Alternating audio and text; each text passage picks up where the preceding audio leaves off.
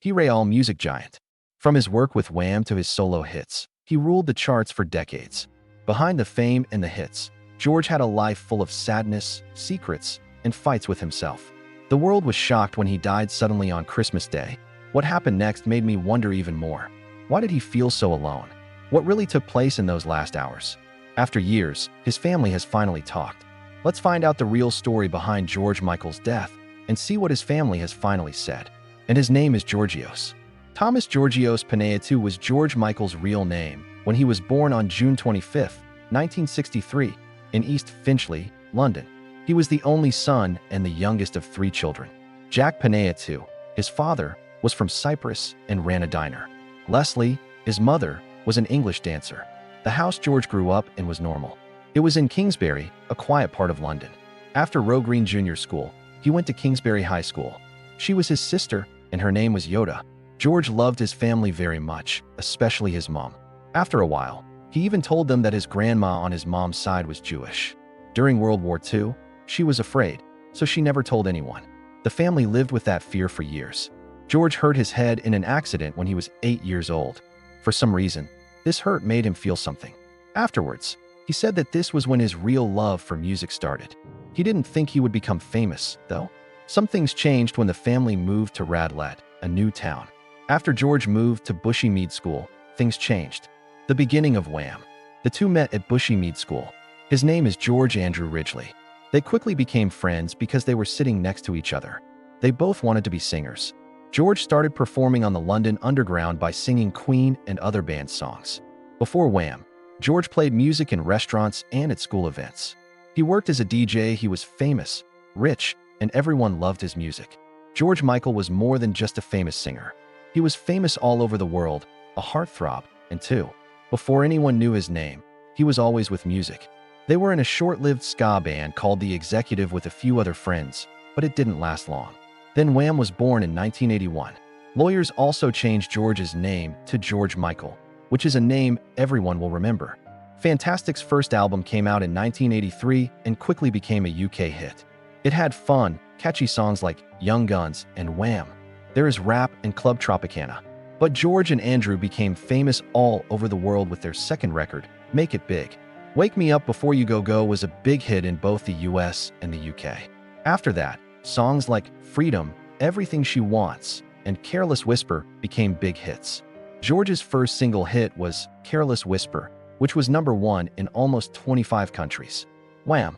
They put out the song Last Christmas, which is still played at Christmas time. George sang on Band-Aid's charity song, Do They Know It's Christmas? That same year. Then, in 1985, he sang at Live Aid, a huge performance that millions of people watched. That was just the start. Fame and trouble. When George released the record Faith on his own in 1987, it did very well. It sold more than 25 million copies around the world and won a Grammy. He was famous all over the world for his singing, style, and songs. He has had a lot of hits over the years, including Listen Without Prejudice, Older, Patience, and 25.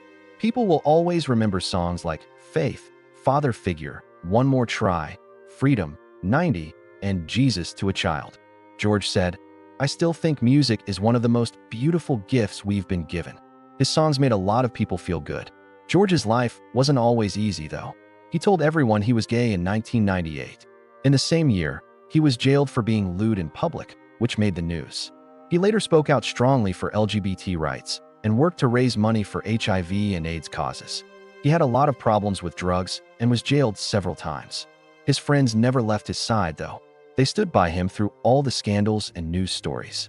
The documentary A Different Story, which came out in 2005, showed a more personal side of George's life and work.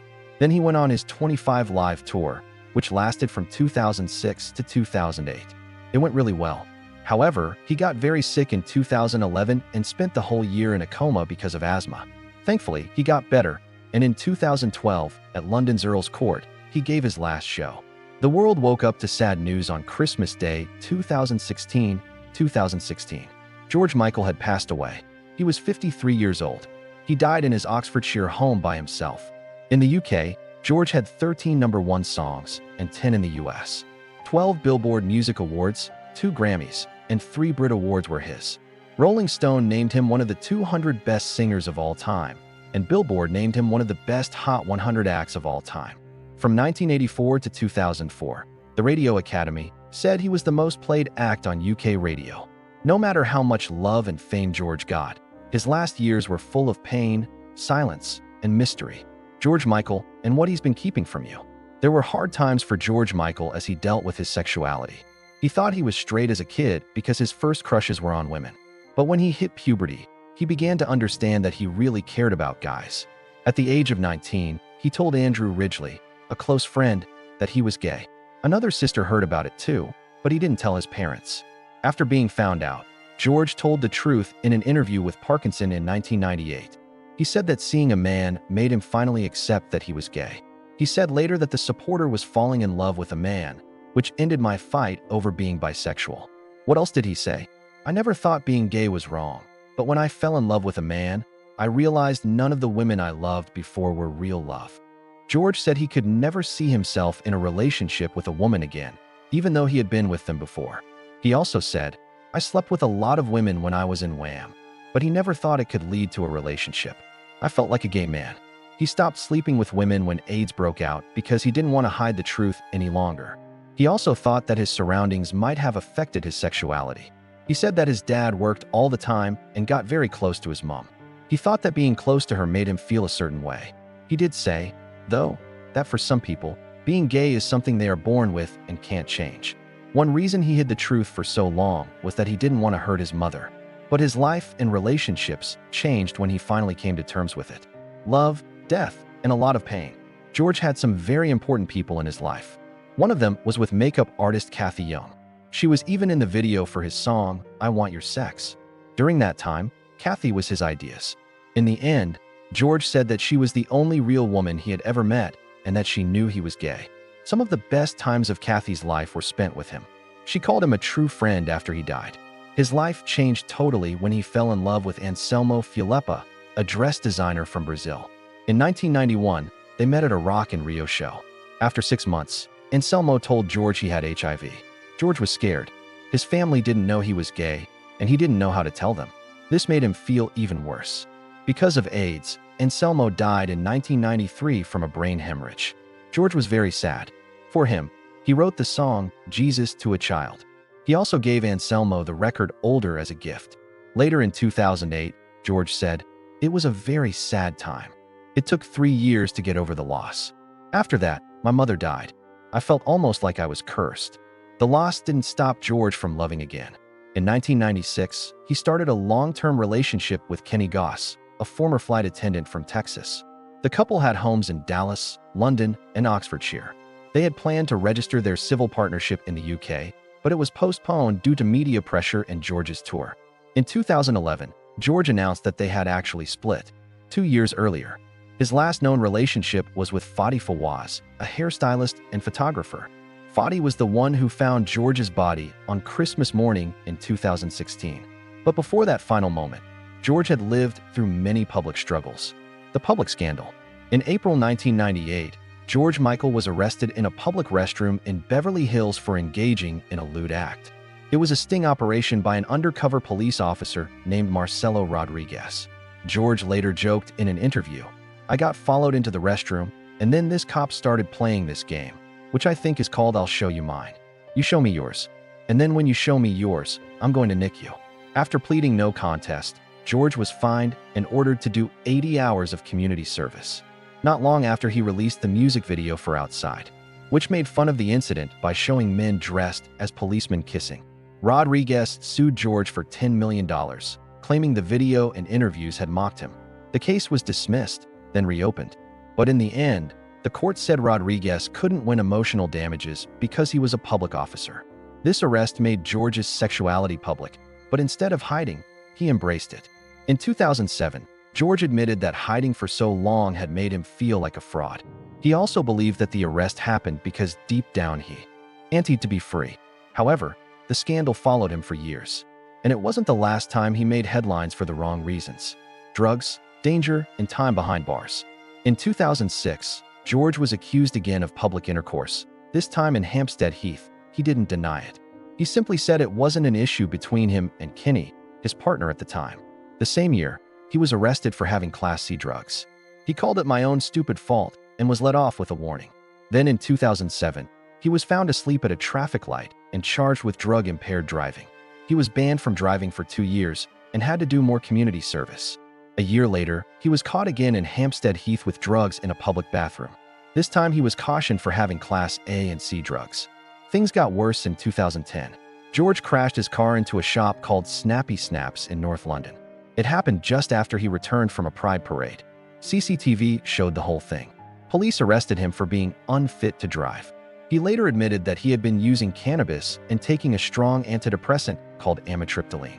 He pled guilty in court and was sentenced to 8 weeks in prison, a fine, and a 5-year driving ban. He served 4 weeks before being released. After the crash, someone even wrote the word "wham" in the dent left in the shop's wall, making a sad moment feel even more surreal. All these incidents showed that George was fighting more than just fame. He was battling his own demons. Some days he laughed it off, and other days he faced the consequences head-on. But behind the headlines in courtrooms, there was a man who had loved deeply, lost painfully, and lived a complicated life under the spotlight. Struggles behind the fame for many years, George Michael battled with drug use. His problems started showing in public when he was arrested for drug-related issues in 2006, 2008, and again in 2010. He openly talked about smoking too much cannabis. In a 2007 interview on BBC Radio 4's Desert Island Discs, he admitted, by 2009, in an interview with The Guardian, George revealed he had cut down, but even then he was still smoking 7 or 8 spliffs a day. Before that, it had been up to 25 a day. He also used sleeping pills, which made things worse. His lifestyle was taking a toll on his body, and over time, it showed. But drugs weren't the only issue. In 2011, things got serious when George canceled a concert at the Royal Albert Hall because he felt unwell. Just a few days later in Vienna, he was rushed to the hospital after chest pains. He was supposed to perform that night, but instead doctors found he had pneumonia. His condition got worse overnight, and he had to be moved to intensive care. At one point, he even slipped into a coma. It was a scary time. George needed a tracheotomy to help him breathe. Thankfully, after nearly a month in the hospital, he recovered and was sent home on December 21st. He later said that the doctors had saved my life and promised to perform a free concert for them as a thank you. After the coma, something strange happened. George spoke with a different accent. For a short while, he had a West Country English accent, which led to concerns that he might have developed something called foreign accent syndrome. That worry faded, but his health problems were far from over. Scars that never fully healed. In 2013, George was in a car accident on the M1 motorway near St. Albans. He suffered a head injury and had to be airlifted to a hospital. His team later said the injuries were not too serious, but it was another sign that his health was fragile. By 2014, George claimed he had stayed off cannabis for about a year and a half. That sounded like a good step forward. But in 2015, he quietly checked himself into a drug rehab center in Switzerland. It was clear he was trying to get better, trying to fight the demons that had followed him for years. But as one close friend said later, he had some issues at the end of his life, but he always had a good heart. Despite everything, George kept believing in helping others. Kenny Goss, his former partner, shared how George would often say things like, "Who needs to be a damn billionaire when people are starving?" If George didn't have the money to donate, he'd simply say, "Borrow the damn money. I can always make more money. I'm a talented man." That kind of thinking showed who George really was. He wasn't just a pop star. He was someone who truly cared about others. But even that big heart couldn't save him from what came next. The day the music stopped, it was Christmas morning, December 25th, 2016. George was in his home in Goring-on-Thames, a peaceful village in South Oxfordshire. His boyfriend, Fadi Fawaz, had been waiting to wake him up, but something wasn't right. Fadi said he had tried to wake George for over an hour. He thought maybe he was just sleeping in. But when he touched him, George felt cold. His skin had turned blue. That's when Fadi called emergency services. In the 911 call, Fadi told the operator, "He's cold, he's blue." The person on the line asked if this was expected. Fadi answered, No. I've been waiting for him to wake up for hours, and he wouldn't wake up. He's gone, you know. He's not there." It was a moment that broke hearts around the world. George Michael was only 53 years old. His sudden death shocked fans everywhere. People couldn't believe it. For weeks, no one really knew what had happened. At first, the police called his death unexplained, but not suspicious. An autopsy was done, but the results were not clear. That led to more testing and more questions. But months later, the final report came out, and it gave the answers the world had been waiting for. The coroner said George died of natural causes, but the health conditions he had were serious. He had dilated cardiomyopathy, which means his heart's left ventricle was too stretched and weak to pump blood properly. He also had myocarditis, an infection that causes swelling in the heart. On top of that, he suffered from fatty liver disease. These three conditions together were enough to take his life. Fatty liver can be caused by alcohol, but also by being overweight or having diabetes. The heart issues made everything more dangerous. His body simply couldn't fight anymore. The coroner released a statement that said, "As there is a confirmed natural cause of death, the investigation is being discontinued and there is no need for an inquest." George's death was final, but his legacy was not. Fans around the world held tributes. His music returned to the charts. His friends and family spoke about his kindness, his giving nature, and the deep pain he often kept inside. Fadi Fawaz posted on social media after the death, "The man who once ruled the airwaves, filled stadiums, and gave the world unforgettable songs had died alone, quietly, on Christmas morning." Speaking of which, in the days leading up to George Michael's death, he was working on a deeply personal documentary called George Michael Freedom.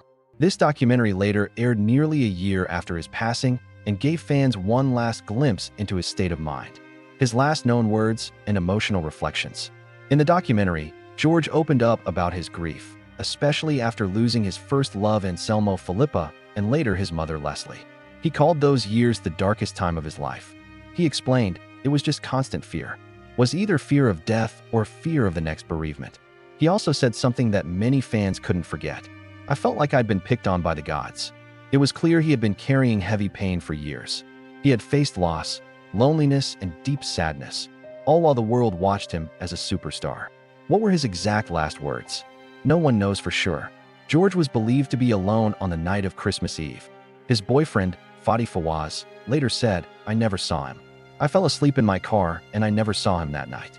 George Michael died sometime that night quietly and unexpectedly, but that quiet goodbye led to loud questions. And many people weren't ready to let go without answers. Why people questioned his death? From the moment news broke of George Michael's passing on Christmas Day 2016, the public began asking what really happened. He was just 53 years old and had been keeping a low profile. Some fans believe that his history with drugs may have played a part. In 2008, George had been arrested for drug possession. That same year, in an interview with The Guardian, he admitted that he had been smoking crack cocaine and still smoked at least 7 marijuana joints a day. In 2010, after a car crash that led to jail time, George said something had finally clicked. "I realized it had to be something to do with me. It shook me out of my denial," he explained. He also said he started drug rehab and counseling, but he didn't say that to anyone else at the time. However, not everyone thought that his problems were over. It was different when his childhood friend Andres Giorgio told him the story. He said that George had let hard drugs back into his life and thought that George had taken too much by mistake. Giorgio said it could have been a mix of beer, illegal drugs, and pills. He also thought Fawaz might have had something to do with George's death, but no proof was ever given. The Thames Valley cops responded right away. They made it clear that the death was strange, but not suspicious. Things didn't stop there, though. The trouble caused by tweets and rumors. Fans were looking for answers, but more misunderstandings showed up online. Some very disturbing tweets came from Fadi Fawaz's account. One of them said, "George only wanted to die." It was said in another tweet that George had tried to kill himself many times and finally succeeded. The tweet got a lot of attention quickly, but Fawaz quickly replied that someone had hacked into his account. He told the Mirror, "I can't believe what's going on with Twitter. Someone broke into my account and closed it." Even though he said he didn't write those things, it was too late. A lot of people began to think that George had killed himself. Some people didn't think it was impossible because of his past problems, but there was no real proof. As the rumors spread, George's family made it clear that they would not be playing any games of guessing. In a public statement, they said that the family was still heartbroken over his death and didn't want to speak on any rumors. Whether it's now or in the future, it was how they kept his memory safe. People thought peace was important, no matter what they said. There were no clear replies for months, but in the end, the truth came out. The coroner's report was finally made public in March 2017. George Michael had died of normal things. 3 very bad health problems led to his death: heart disease, myocarditis, and fatty liver disease. When you have dilated cardiomyopathy, the left valve of your heart gets bigger and can't pump blood properly. People often get myocarditis from infections because it makes the heart swell. Over time, fat can build up in the liver, which can lead to fatty liver disease. Other health problems can also make this happen. In spite of all the rumors, the truth was easy to see. George died because his health got worse. Don't use drugs. There was no murder or suicide. The body was just too tired to fight anymore. When that news came out, a lot of fans were both sad and happy. The questions were over, and now it was time to mourn. The world showed love back. Ellen DeGeneres, Elton John, and Madonna were among the stars who talked about how sad they were. James Corden said that George was the inspiration behind the creation of Carpool Karaoke. Melissa Etheridge said that George's singing and music were such a gift. People from his neighborhood got together. In front of his house, they left him flowers, teddy bears, candles, and cards. They said he was a nice neighbor who took his dogs for walks and sometimes went to Mass on Christmas Eve. One neighbor said George hired good people and treated them well. They felt like family to him, and he was kind and giving to them. According to his spokesperson, there was no better way to honor someone whose life was all about music and love for family, friends, fans, and the world as a whole. The person who found him that morning, Fadi Fawaz, wrote about his sadness on Instagram. "You are the nicest and most beautiful man I have ever met. I will always miss you." Even with all the pain, trouble, and death, George Michael's legacy stood strong. He had been through a lot, but he still shared his heart through singing. His voice can still be heard even when there is no sound. The things that George Michael left behind. A lot of people didn't know how kind George Michael really was until after he died. He quietly helped people in need all his life. He helped many causes by giving money and time, putting on free shows for nurses, and even working at a shelter for the poor without wanting attention. Many people were moved by the story of a woman who was trying to have a child. George heard her talk about how hard it was for her to do IVF on a talk show. He didn't tell her who he was when he sent her money. He sent her flowers after she had a sad loss. He was with her when she finally had a girl, though, and that's when he told her he had helped. During a tribute in 2017, Elton John said, "He was the nicest, most generous person who did it without wanting any attention. I will miss him a lot for his songs, but most of all for being kind." Of course, his songs will live on too. From Wham! Even though he no longer sings, George's songs are still loved all over the world. The movie Last Christmas was based on his songs. They made him a member of the Rock and Roll Hall of Fame in 2023. Hi, Andrew Ridgeley. A friend and bandmate of many years told him that George would have been happy, said that there was a supernova in a sky full of stars. He probably had the best singing voice and songwriting of his time. Ridgeley went back to the snowy Swiss town where they made the Last Christmas video in 2024. He used George's childhood nickname, Yog, to describe how being there again felt empty because Yog wasn't with us. Still, he said, and now we can remember Yogi in a good way at Christmas. We will always remember the man who gave the world music and so much more. That one George Michael song that still makes you feel something? Before this movie, did you know about the nice things he does in secret? What caught you off guard the most? Leave your thoughts in the box below. Don't forget to like, subscribe, and check back for more amazing stories from the past of Hollywood. Have a nice trip.